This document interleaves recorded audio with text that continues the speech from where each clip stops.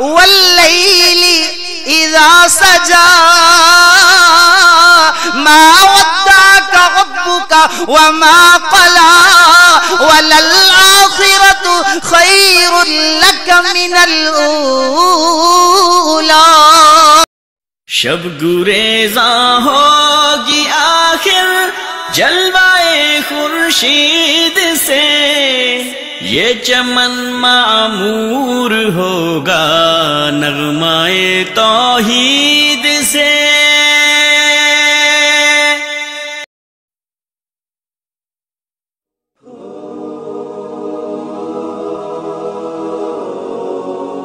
دوسرے پارے کی ابتدا سورہ بقرہ کے مضامین کے اعتبار سے چوتھے حصے سے ہوتی.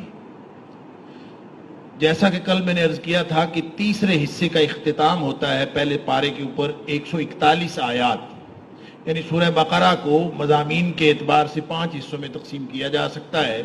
پہلا حصہ آیت نمبر 1 سے 20 تک انسانوں کی 3 گروہ بتائے گئے، کل میں نے عرض کیا تھا.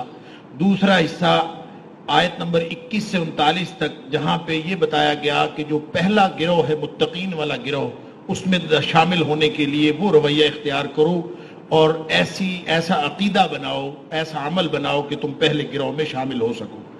آیت نمبر 40 سے آیت نمبر 141 یعنی پہلے پارے کے اختتام تک یہ بنی اسرائیل کو چارج شیٹ کیا گیا اور جس امامت سے ان کو معزول کیا گیا اس کے اسباب بتائے گئے، اور پھر یہ بھی بتایا گیا کہ آخری شریعت پر ایمان لانے کی کتنی اہمیت ہے، اور یہود جن کو پہلے امامت کا منصب دیا گیا تھا ان کو بھی دعوت دی گئی ہے کہ تم بھی شریعت محمدیہ کے اوپر ایمان لے آؤ.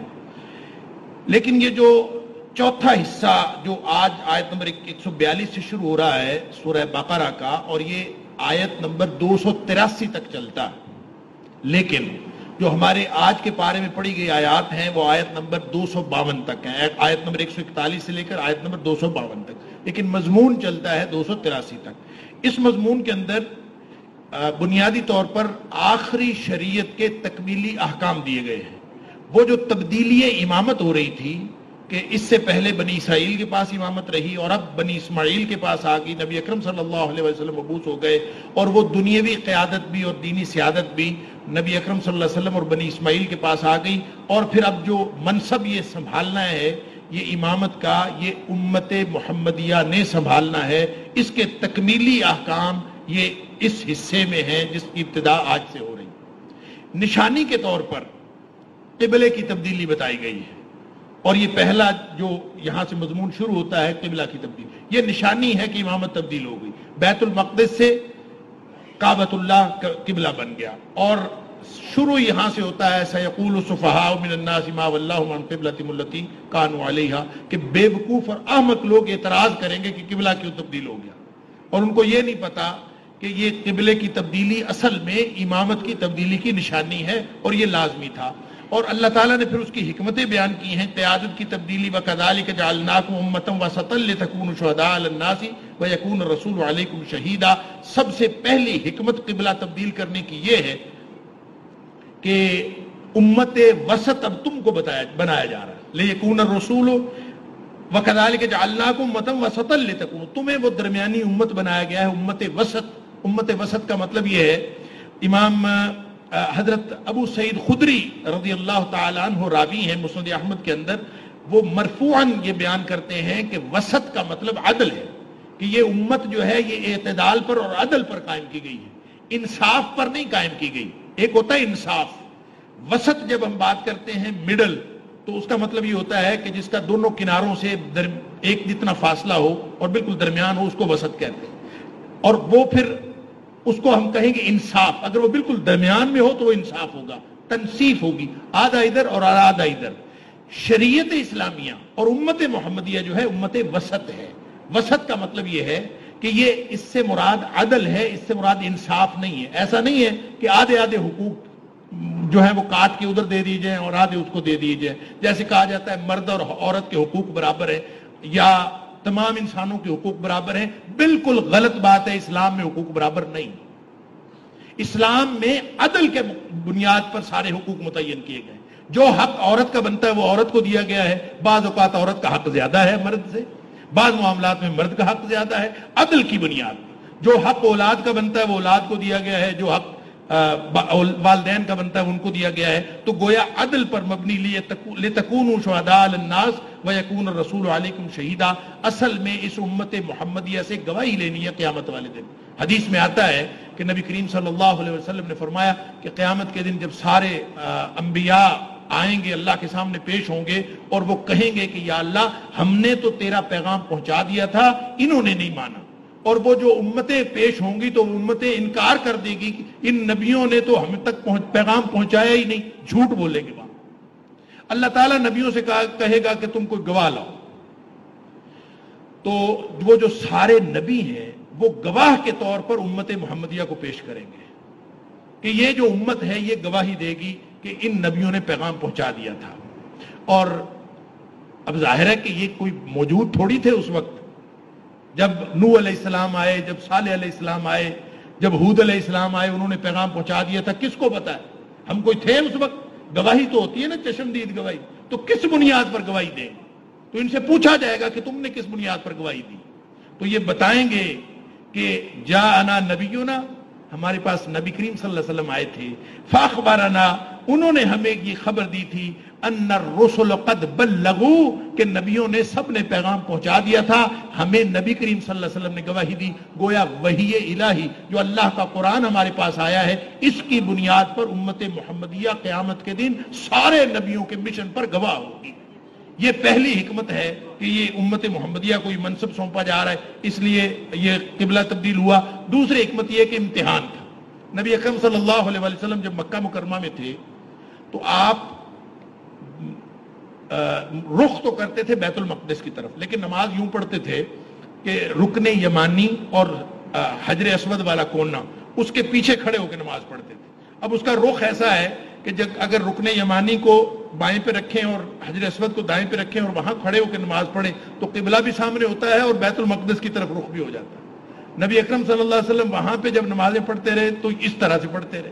لیکن جب آپ مدینہ تشریف لے گئے ہجرت کر کے, اب مدینہ سے بالکل جنوب میں ہے مکہ اور بالکل شمال میں ہے بیت المقدس. اب وہاں پہ جب نبی کریم صلی اللہ علیہ وسلم نماز پڑھتے تھے تو ادھر منہ کرتے تھے تو قبلہ کی کعبۃ اللہ کی طرف پشت ہوتی تھی. نبی پاک صلی اللہ علیہ وسلم کو ناگوار گزرتا تھا. آپ آسمانوں کی طرف دیکھتے تھے, یا اللہ وہ حکم آ جائے کہ میں اس قبلے کی طرف منہ کر لوں.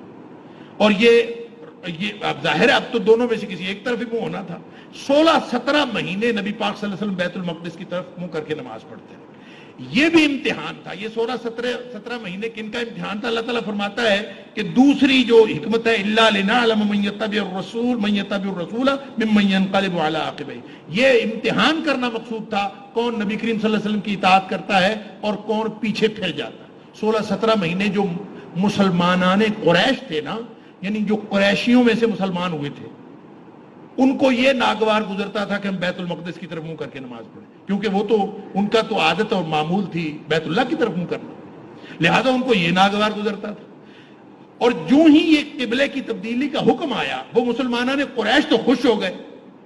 اب جو یہود میں سے مسلمان ہوئے تھے, یہودی بیک گراؤنڈ والے یا عیسائی بیک گراؤنڈ والے, وہ جو مسلمان ہوئے تھے اب ان کا امتحان شروع ہو گیا. پہلے وہ اس قبلے پہ خوش تھے, اب جب ادھر والا قبلہ آیا تو اب وہ والے پریشان ہو گئے. تو اصل بتایا یہ جا رہا ہے کہ رخ کی اہمیت نہیں ہے, اہمیت نبی اکرم صلی اللہ علیہ وسلم کے حکم کی ہے.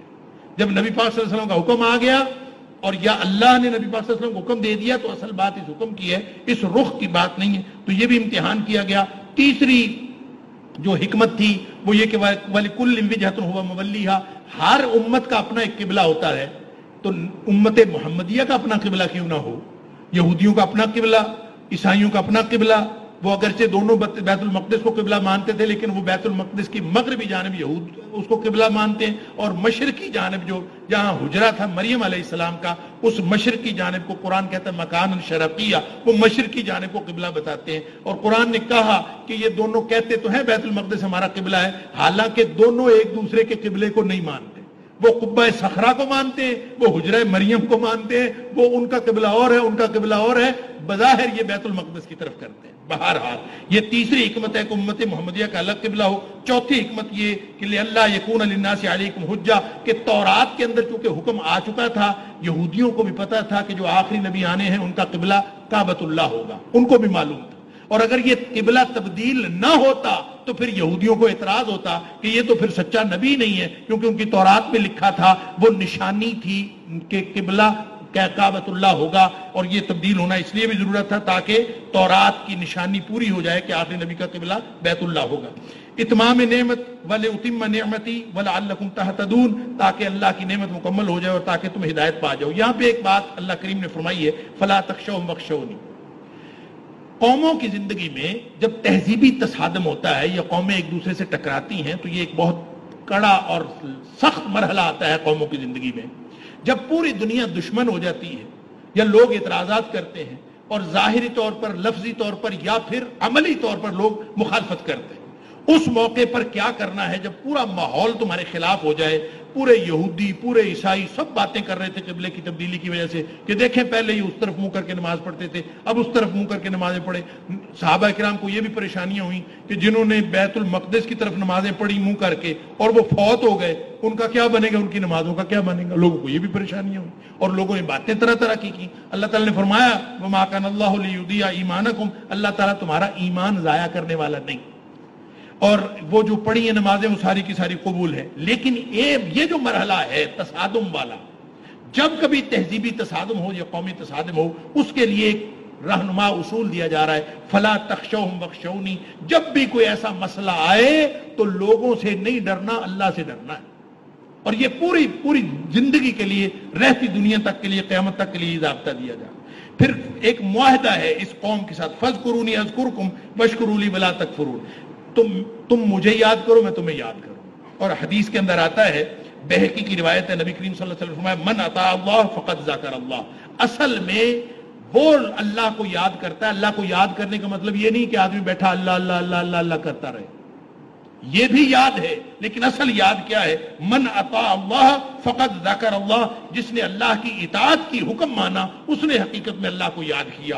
وَإِن قَلَّتْ صَلَاتُهُ وَصِيَامُهُ وَتِلَاوَتُهُ الْقُرْآنِ، چاہے اس کی تلاوت قرآن تھوڑی ہو، نمازیں تھوڑی ہوں، بہت زیادہ نفل نہ پڑھتا ہو، اور وہ بہت زیادہ روزے بھی نہ رکھتا ہو، صرف فرض روزے رکھ لیتا ہو، فرضی نمازیں پڑھ لیتا ہو، تھوڑا بہت قرآن پڑھ لیتا ہو، لیکن پوری زندگی اللہ کے حکم کے مطابق گزارتا ہے، اصل اللہ کا ذکر کرنے والا وہ ہے۔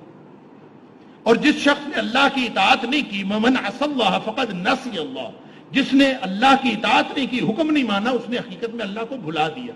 وَإِن كَثُرَتْ صَلَاتُهُ وَصِيَامُهُ وَتِلَاوَتُهُ الْقُرْآنِ، چاہے جتنی مرضی نوافل پڑھتا ہو، نمازیں زیادہ پڑھتا ہو، روزے زیادہ رکھتا ہو، نفلی روزے بھی رکھتا ہو، تلاوت بہت قرآن کی کرتا ہو، کئی قرآن پڑھ مارتا ہو، اگر وہ اللہ کا حکم نہیں مانتا تو اس نے اللہ کو بھلا دیا ہے۔ تو معاہدہ کیا ہے کہ تم مجھے یاد کرو میں تمہیں یاد کروں گا۔ یہ وہی اسی طرح کا وعدہ ہے جیسے بنی اسرائیل سے کیا تھا، تو قیادت تبدیل ہو رہی ہے نا، ان سے کہا تھا اوفو بعہدی اوف بعہدکم، تم میرا عہد پورا کرو میں تمہارا عہد پورا کروں۔ اب امت محمدیہ کو کہا جا رہا ہے تم مجھے یاد رکھو میں تمہیں یاد رکھوں گا۔ اس کی تفصیلات احادیث کے اندر بہت ساری آئی ہیں، لیکن اب چونکہ آزمائش شروع ہوگی، جب کبھی کسی کو قیادت ملتی ہے تو پھر آزمائش تو ملتی ہے، ٹولز بتائے جا رہے ہیں کہ جب تمہاری آزمائش ہوگی تو تم نے کس طرح سے ان آزمائش کا مقابلہ کرنا ہے، اور وہ مقابلہ ہے یا ایھا الذین آمنوا استعینوا بالصبر والصلاۃ، صبر کے ساتھ ڈٹے رہنا ہے اور نماز کے ساتھ۔ یہ دو چیزیں تمہیں فائدہ دیں گی ہر طرح کے حالات میں۔ نبی کریم صلی اللہ علیہ وآلہ وسلم کے بارے میں آتا ہے اذا حضبہ امر صلی، نبی پاک صلی اللہ علیہ وسلم کو جب کوئی اہم کام درپیش ہوتا تھا نا، بہت ہی اہم کام، سمجھ نہیں آ رہی ہوتی تھی کہ میں کیا کروں، صلی، نبی پاک صلی اللہ علیہ وسلم نماز پڑھنا شروع کر۔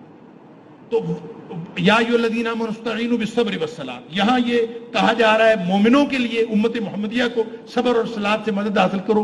پیچھے آیت نمبر 45 کے اندر یہی بات بنی اسرائیل کو کہی گئی تھی، واستعینوا بالصبر والصلاۃ، ان کو بھی کہا گیا تھا کہ تم مدد حاصل کرو صبر اور صلاۃ کے ساتھ۔ انہوں نے اللہ کا حکم نہیں مانا، ان سے قیادت چھین لی گئی، اب تم نہیں مانو گے تم سے بھی چھن جائے گی، اس لیے کہ اللہ تعالیٰ کو تمہاری کوئی پرواہ نہیں۔ اور صبر کی مثال کے طور پر یہاں ایک بڑی شاندار مثال دی، فرمایا تمہیں پریشانی تو آئے گی، وَلَنَبْلُوَنَّكُمْ بِشَيْءٍ مِّنَ الْخَوْفِ، خوف آئے گا، بھوک آئے گی، تمہارے مالوں میں کمی ہوگی، تمہارے اوپر بہت ساری آزمائشیں آئیں گی، اس لیے کہ اب قیادت جو مل گئی تمہیں، لیکن اس آزمائشوں میں صبر کرنا، وبشر الصابرین۔ اور صبر کی مثال کے طور پر ہاجرہ کی مثال دی ہے اللہ نے کہ اماں ہاجرہ نے جو صبر کیا تھا اس کو ذہن میں رکھو، اللہ نے اس کو دین کی علامت بنا دیا۔ ان الصفا والمروۃ من شعائر اللہ، صفا اور مروہ کیا ہیں؟ اللہ کی نشانیاں بن گئی ہیں، شعائر اللہ بن گئی ہیں، امتیازی نشان بن گئی ہیں۔ کیا ہوا تھا وہاں؟ ہاجرہ دوڑی ہی تھی تو تھی، اور تو کچھ بھی نہیں ہوا تھا۔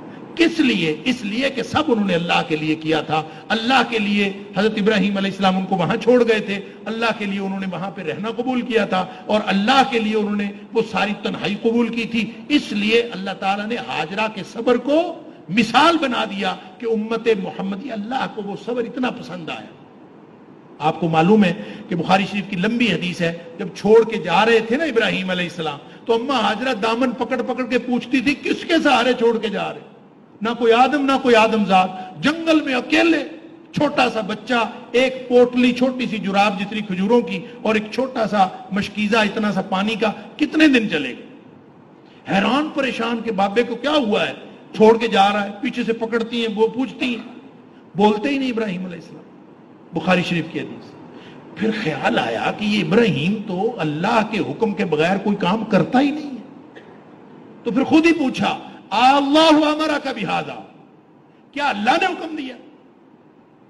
تو پھر ابراہیم علیہ السلام بولے نعم، ہاں اللہ نے حکم دیا۔ تو بس پھر شیر ہو گئی، صبر، ڈٹنا۔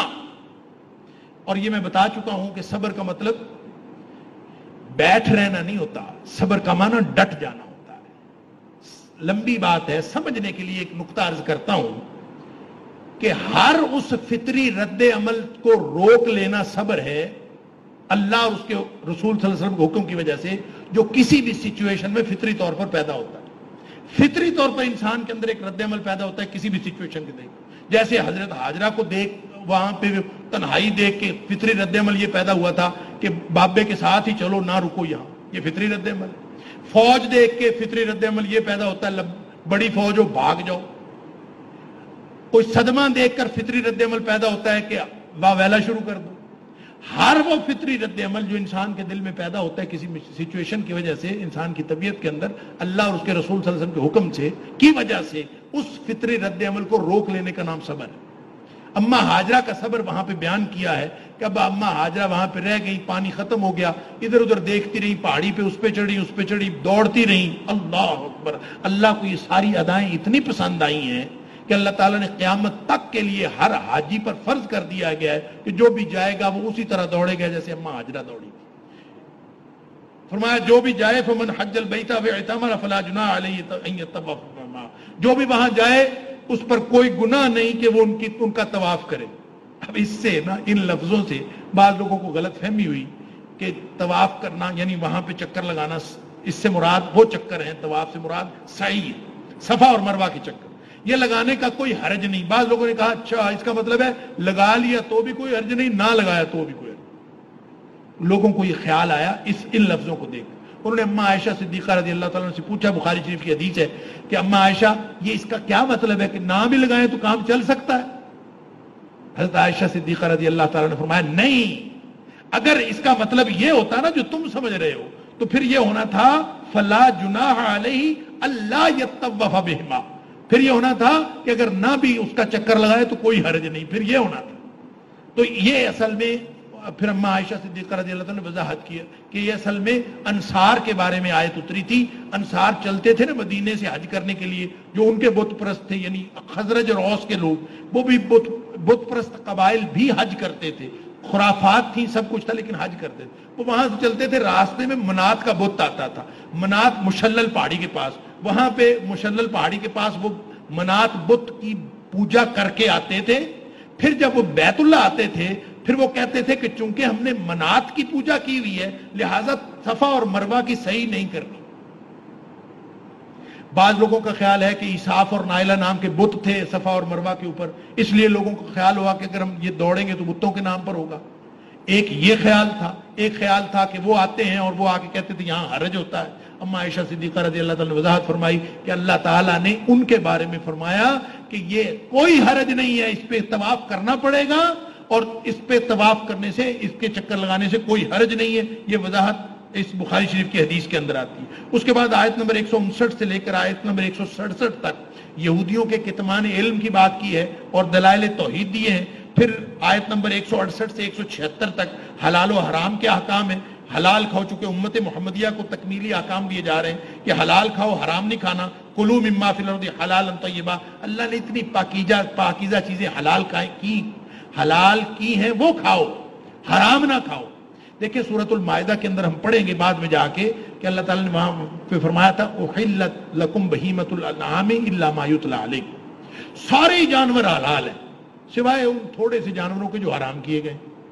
اسی طرح حلال کی رینج وسیع ہے ہر چیز میں، یعنی کھانے پینے کی چیزوں میں بھی حلال بہت ہی زیادہ ہے، حرام تھوڑا سا ہے. اسی طرح جو محرمات کی، جن عورتوں سے نکاح نہیں ہو سکتا ان کے وہ رشتے تھوڑے ہیں، باقی ساری دنیا کی عورتوں سے نکاح ہو سکتا ہے. یعنی حلال کی رینج زیادہ ہے، حرام کی رینج کم ہے. لیکن یہ بدبخت انسان ایسا ہے کہ یہ پھر حلال چھوڑ کے حرام کی طرف جاتا ہے.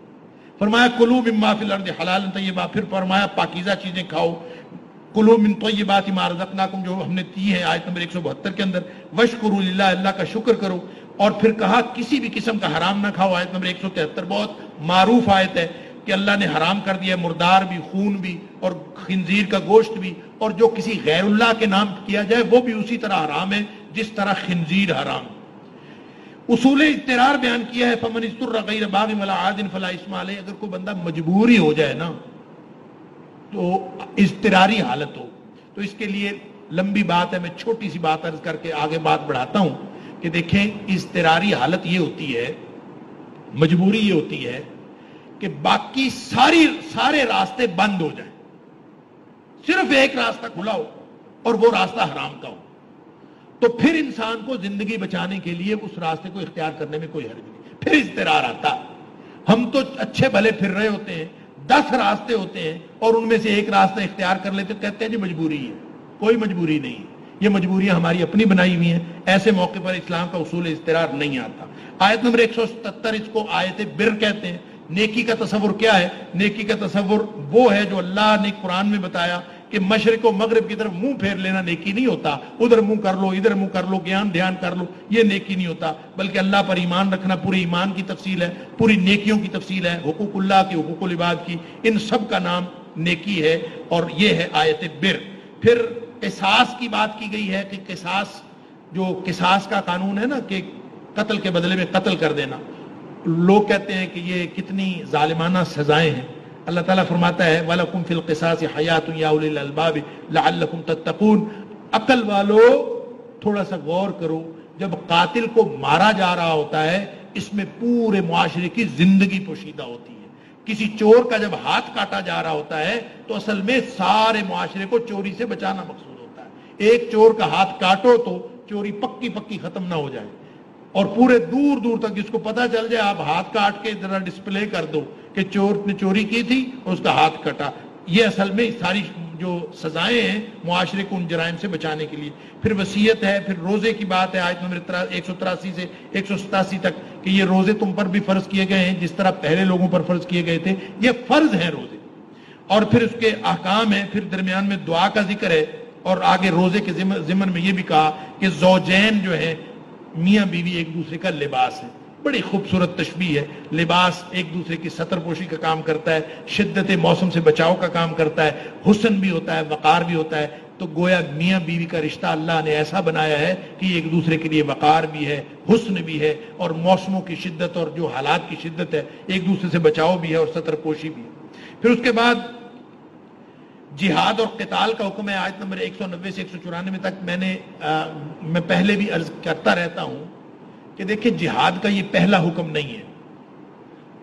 کل میں نے عرض کیا تھا کہ جو ترتیب نزولی ہے نا قرآن کی وہ اور ہے، اور یہ ترتیب توقیفی ہے. اب جو حکمت ہے وہ ساری اس میں ہے. نزولی اعتبار سے جو پہلا حکم جہاد کا آیا تھا وہ سورہ حج میں چلا گیا.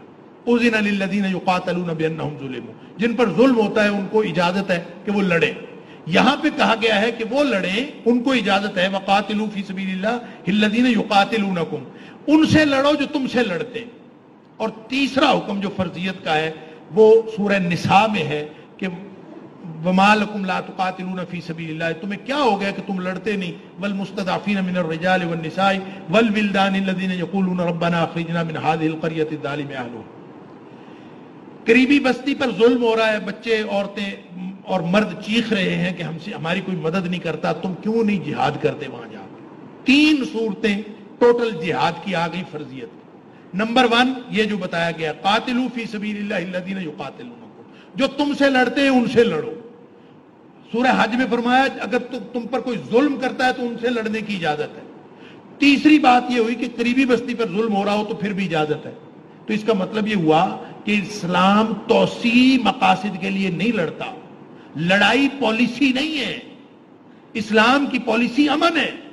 لیکن اگر کوئی امن خراب کرے، تم سے آ کے لڑے یا ظلم کرے یا قریبی بستی پر ظلم کرے تو پھر لڑنا تمہارے اوپر فرض ہو جاتا ہے۔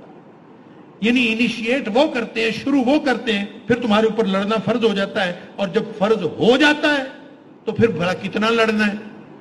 پھر اتنا لڑنا ہے جتنا وہ لڑتے ہیں۔ لوگ آگے فرمایا کہ حرمتوں کا لحاظ، الشہر الحرام بالشہر الحرام والحرمات قصاص، پورا مسئلہ سمجھایا ہے جہاد کا کہ دیکھو اصل میں 4 مہینے تھے حرمت والے، اور حرمت والے مہینوں میں جنگ منع تھی، مسلمان اس کی پابندی کرتے تھے، جو غیر مسلم تھے اس وقت کے کافر وہ اس کی پابندی نہیں کرتے تھے، وہ حرمت والے مہینے میں مسلمانوں کو غافل پا کر مسلمانوں پر حملہ کر دیتے۔ اللہ تعالیٰ فرماتا ہے الشہر الحرام بالشہر الحرام والحرمات قصاص، کہ دیکھو اگر وہ حرمت والے مہینے کی پابندی کریں تو پھر تم بھی کرو، اور اگر وہ نہیں کرتے، حرمتوں کا بھی ادلا بدلا ہوتا ہے، اور اگر وہ پابندی نہیں کرتے تو تمہارے اوپر بھی پابندی ضروری نہیں کہ اگر تمہارے اوپر کوئی زیادتی کرے، فَمَنِ اعْتَدَىٰ عَلَيْكُمْ فَاعْتَدُوا عَلَيْهِ بِمِثْلِ مَا اعْتَدَىٰ عَلَيْكُمْ، اگر تمہارے اوپر کوئی زیادتی کرتا ہے تو اس کے اوپر ویسی زیادتی کرو جیسی انہوں نے تمہارے اوپر زیادتی کی۔ اگر تمہاری حرمتیں کوئی پامال کرتا ہے، تمہارے عورتیں اور بچوں کو کوئی مارتا ہے، تو پھر ان کی حرمتیں کوئی انوکھی آئی ہوئی ہیں؟ اگر تمہارے عورتیں اور بچوں کو کوئی مارتا ہے تو تم بھی ان کے عورتوں بچوں کو مار سکتے ہو، اگر تمہارے ساتھ کوئی زیادتی کرتا ہے تم بھی ویسی زیادتی کر سکتے ہو، اگر تمہارا امن کوئی تباہ کرتا ہے تو ان کا امن تباہ کر سکتے ہو۔ دیکھیں پالیسی تھی اس امن، جہاد کا ادارہ حرکت میں آتا ہے اگر کوئی پنگا لے تو، اگر کوئی اسلام کا امن تباہ کرے، چاہے وہ انٹرنل ہو چاہے کوئی ایکسٹرنل ہو، پھر اسلام کا ادارہ جہاد حرکت میں آتا ہے، لیکن پھر اس حد تک جاتا ہے کہ برے کو گھر تک پہنچا کے آنا ہے۔ وَقَاتِلُوا فِي سَبِيلِ اللَّهِ حَتَّى لَا تَكُونَ فِتْنَةٌ، جب تک وہ فتنہ ختم نہ ہو جائے پھر اس وقت تک لڑتے رہنا ہے۔ پھر حج کے احکام ہیں، اور حج کے ضمن میں وہ جامع دعا ہے ربنا آتنا فی الدنیا حسنہ وفی الآخرۃ حسنہ وقنا عذاب النار، آیت نمبر 201 میں۔ اور نبی کریم صلی اللہ علیہ وسلم کے بارے میں صحابہ کرام کہتے ہیں سب سے زیادہ جو دعا مانگا کرتے تھے وہ یہی مانگا کرتے تھے، ربنا آتنا فی الدنیا حسنہ وفی الآخرۃ حسنہ۔ آیت نمبر 208 میں بتایا پورے مسلمان بننا پڑے گا، امت محمدیہ ایسے نہیں قیادت ملتی اور سیادت ملتی، مسلمان پورے بننا پڑے گا۔ ادخلوا فی السلم کافہ، پک اینڈ چوز نہیں کر سکتے، آدھا تیتر آدھا بٹیر اللہ کو قبول نہیں۔ تھوڑا سا دین لے لیا، جس کو نمازیں پسند ہے وہ نمازیں پڑھ لیتا ہے، باقی دین چھوڑ دیا۔ جس کو خدمت خلق پسند ہے وہ کہتا ہے یہ بھی تو دین ہے، میں خدمت خلق کر لیتا ہوں، نمازوں کی ضرورت نہیں ہے۔ سارا کچھ بیک وقت لاگو ہوتا ہے۔ ادخلوا فی السلم کافہ، پورے کا پورا دین میں داخل ہونا پڑے گا۔ اور پھر بتایا آیت نمبر 214 میں کہ یہ کوئی خالہ جی کا واڑا نہیں ہے کہ اب تم مسلمان ہو، امت محمدیہ ہو، تمہارے اوپر جو ذمہ داری عائد ہوئی ہے تمہیں ام حسبتم ان تدخلوا الجنت، بیٹھے بٹھائے جنت نہیں ملنی۔ جنت کیسے ملے گی؟ ولما یاتکم مثل الذین خلو من قبلکم، ابھی تو تمہارے اوپر وہ پہلے لوگوں جیسے حالات ہی نہیں آئے۔ کیا حالات تھے؟ مستهم الباساء والضراء وزلزلوا، ایسی ایسی مصیبتیں نازل ہوئی تھیں کہ جھنجھوڑ کر رکھ دیے گئے۔ حتی یقول الرسول والذین آمنوا معه متی نصر اللہ، مومنین اور نبی بھی، نبیوں کے ساتھ جو مومن تھے وہ آسمانوں کی طرف دیکھ کے پکار اٹھے اللہ مدد کب آئے گی؟ پھر اللہ نے فرمایا الا ان نصر اللہ قریب، خبردار ہو کہ سنو اللہ کی مدد قریب ہے۔ تمہارے اوپر بھی ایسے حالات آئیں گے اب قیادت ملی ہے تو ایسی آزمائشوں کے لیے بھی تیار رہو۔ آگے یہاں پہ آیت نمبر 215، 217، 219، 220، 222 میں 6 مقام پر سورہ بقرہ میں یسألون کے الفاظ آئے ہیں۔ یسألون کا، آپ سے سوال کرتے ہیں۔ قرآن پاک کے اندر کل 30 مقام پر یہ لفظ آیا ہے یسألون کا، کل 13 مقام پر قرآن میں آیا ہے یستفتونک، آپ سے فتویٰ مانگتے ہیں۔ یہ بھی سوال کے معنوں میں ہے کہ سوال پوچھتے ہیں، یہ 30 مقام پر آیا ہے، اور یسألون کا یہ 13 مقامات پر۔ اب یہاں پہ ایک تھوڑا سا بیلنس کرنا ضروری ہے، ایک مسئلہ ہے اصل میں سمجھنے کا کہ سوال کرنے ہیں۔ یسألون کا اور یستفتون کا یہ بتاتا ہے کہ لوگ نبی پاک صلی اللہ علیہ وسلم سے سوال کرتے تھے، اور سورہ مائدہ میں فرمایا لا تسألوا عن اشیاء ان تبد لکم تسؤکم، جو باتیں نہ پتہ ہوں ان کے بارے میں نہ پوچھا کرو، اگر وہ بتا دی جائیں تو تمہارے لیے تکلیف کا باعث بنے گی۔ تو کون سے سوال کرنے اور کون سے نہیں، تو اصل میں نٹ شل یہ ہے کہ یہ جو سوال کرتے تھے عقیدے کے بارے میں نہیں کرتے تھے۔ عقیدہ تو جو اللہ کے رسول نے فرما دیا اس پر ایمان رکھنا من و ان ضروری ہے۔ یہ سوالات عقیدے کے بارے میں نہیں ہوتے تھے، عقائد اور ایمانیات کے سوال نہیں کرتے تھے، بلکہ یہ تاریخی واقعات کے سوال ہوتے تھے یا پھر عملی احکام سے متعلق سوال ہوتے تھے۔ تو گویا عملی احکام سے متعلق سوال کیے جا سکتے ہیں، اور یہاں پہ بھی یسألون کا جو آیا ہے وہ بھی اسی حوالے سے آیا ہے۔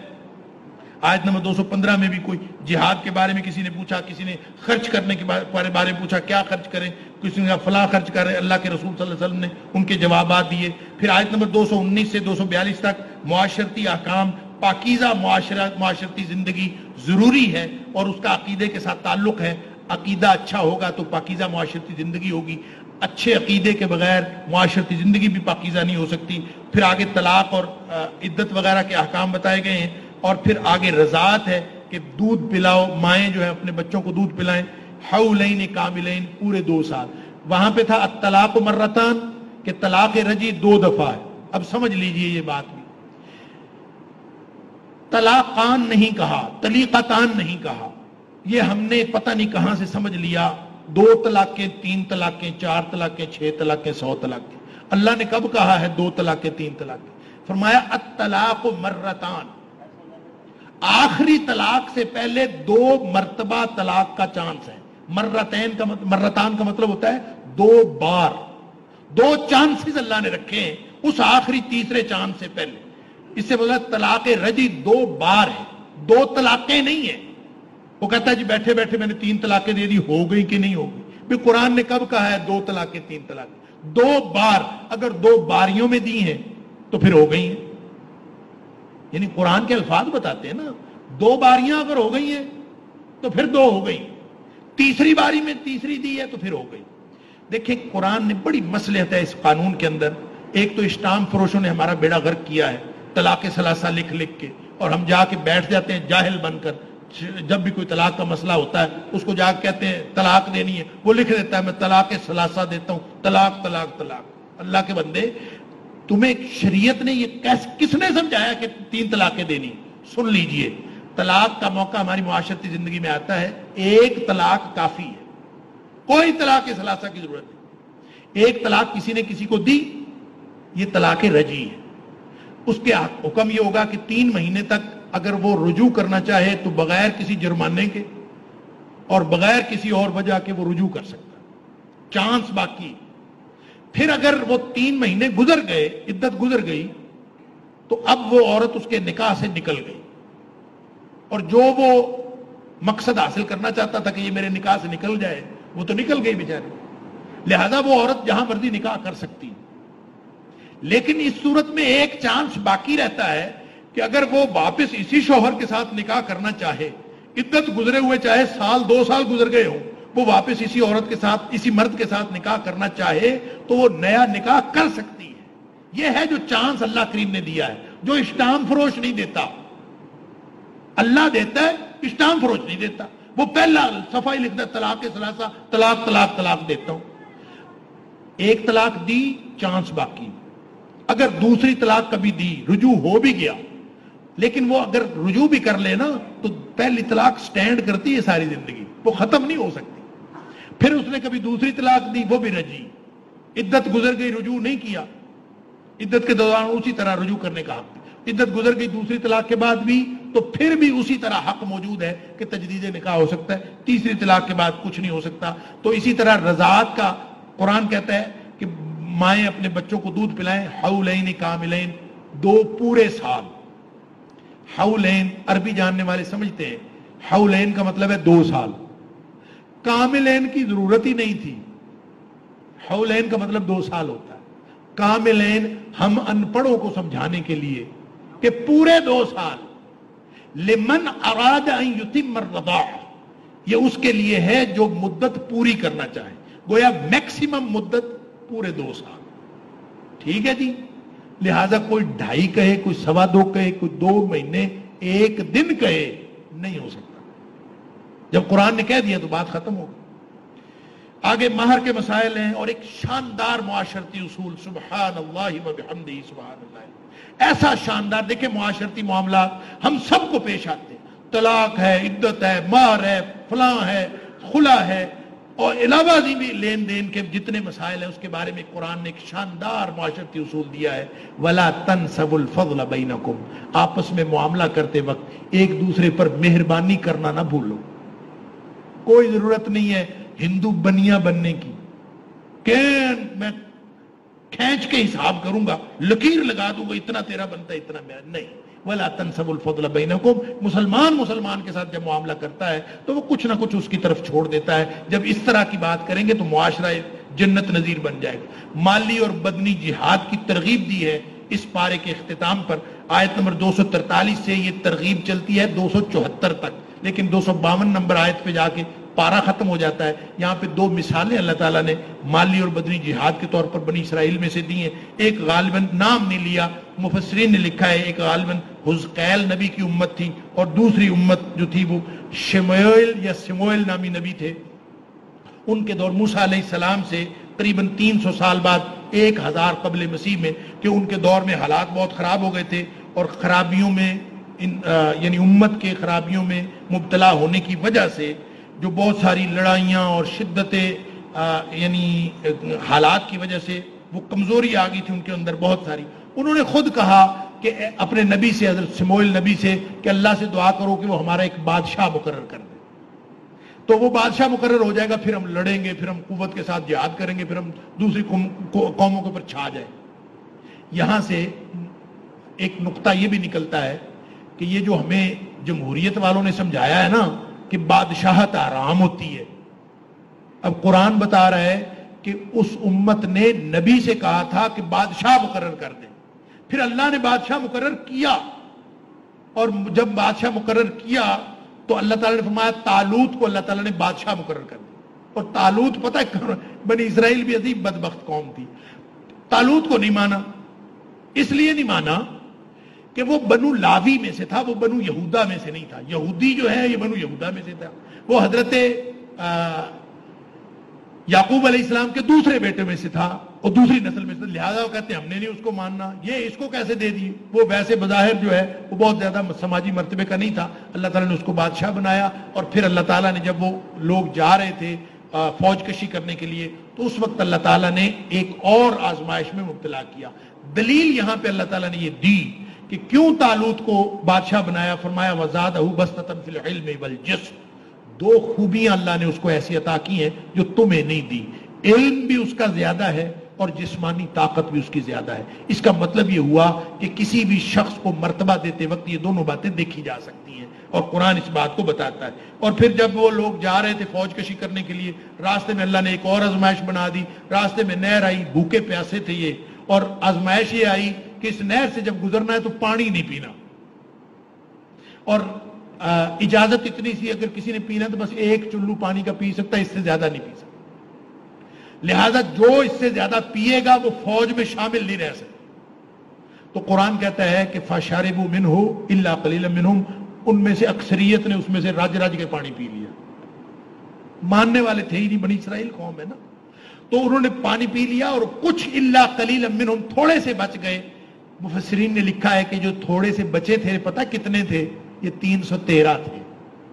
جو بچے تھے نا وہ 313 تھے. پھر ان سے اللہ تعالیٰ نے وہ جب وہ گئے آگے سے فوج بڑی تھی اور ایک دم دیکھ کے حیران رہ گئے کہ اتنی بڑی فوج ہم کیا کریں گے. تو یہاں پہ ثابت قدمی کی ترغیب دی جا رہی ہے امت محمدیہ کو کہ وہ تھوڑے سے تھے، جب انہوں نے فوج کو دیکھا تو پھر جن لوگوں کو اللہ نے ایمان دیا تھا انہوں نے کہا کم من فئۃ قلیلۃ غلبت فئۃ کثیرۃ باذن اللہ. تعداد تھوڑی ہونے سے کوئی فرق نہیں پڑتا، اللہ کے حکم سے فرق پڑتا ہے. تاریخ میں بڑے واقعات ایسے ہوئے ہیں کہ تھوڑی جماعتیں بڑی جماعتوں پر غالب آئیں. ایک بات عرض کر کے میں بات ختم کرتا ہوں کہ تاریخ اسلامی میں غزوہ بدر سے لے کر آج تک مسلمانوں کی تاریخ میں مسلمانوں نے ایک بھی جنگ ایسی نہیں جیتی جس میں مسلمان افرادی قوت اور اسلحے کے اعتبار سے زیادہ ہو. جتنی بھی جنگیں جیتی ہیں وہ جیتی ہیں جس میں یہ افرادی قوت میں اور اسلحے میں کم تھے. کیا مطلب؟ جنگ افرادی قوت سے اور اسلحے سے نہیں جیتی جاتی، جنگ اللہ کی مدد سے جیتی جاتی ہے. اللہ تعالیٰ مجھے اور آپ کو قرآن سمجھنے اور عمل کرنے کی توفیق عطا فرمائے. وآخر دعوانا الحمدللہ رب العالمین.